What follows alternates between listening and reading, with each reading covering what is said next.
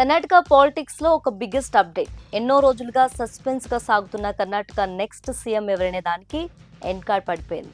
కర్ణాటక 25వ ముఖ్యమంత్రిగా Congress trouble shooter DK Shivakumar grand గా ప్రమాణ స్వీకారం చేసేశారు. బెంగళూరులోని లోక్ భవన్ గ్లాస్ హౌస్ లో సాయంత్రం కరెక్ట్ గా 4:15 ముహూర్తానికి ఈ ప్రమాణ స్వీకారం కార్యక్రమం అత్యంత వైభవంగా జరిగింది. ఈ మెగా పొలిటికల్ ఈవెంట్ కి లోక్సభ విపక్ష నేత రాహుల్ గాంధీ, ఏఐసీసీ ప్రెసిడెంట్ మల్లికార్జున్ ఖర్గే, మాజీ సీఎం సిద్ధరామయ్యలతో పాటు Telangana CM Revanth Reddy, deputy CM Bhatti Vikramarka, Kerala CM Satheesan కూడా హాజరయ్యారు.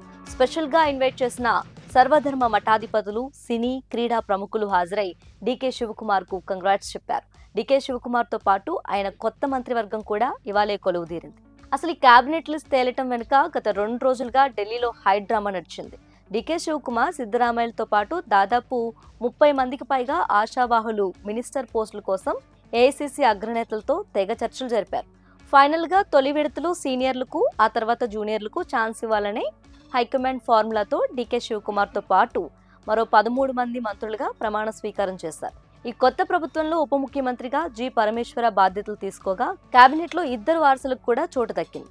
మాజీ సీఎం సిద్ధరామయ్య కుమారుడు యతీంద్ర, అలాగే ఏఐసీసీ ప్రెసిడెంట్ మల్లికార్జున్ ఖర్గే తనేడు ప్రియాంక్ ఖర్గే కూడా ఇవాళ మంత్రులుగా ప్రమాణ స్వీకారం చేసి వారి లిస్టులో ఉన్నారు. వీళ్ళతో పాటు డీకే శివకుమార్ టీంలో ఎవరెవరున్నారో ఒకసారి చూస్తే సీనియర్ లీడర్స్ అయిన KH Muniyappa, KJ George, MB Patil, Ramalinga Reddy, Satish, Jarkiholi, Krishna Byre Gowda, U T Khader, Eshwar Khandre, Byrathi Suresh, Sharan Prakash Patil, మొత్తం వీళ్ళంతా మంత్రులుగా బాధ్యతలు స్వీకరించారు.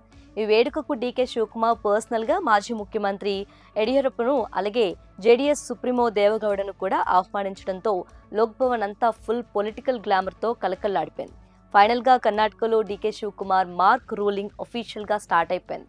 మరి సీఎం గా బాధ్యతలు చేపట్టిన డీకే శివకుమార్ ఎలాంటి డిసిషన్స్ తో దూసుకుపోతారు, కర్ణాటకలో కాంగ్రెస్ గవర్నమెంట్ ఎలాంటి పాలన అందిస్తుందనేది వెయిట్ చేయాలి.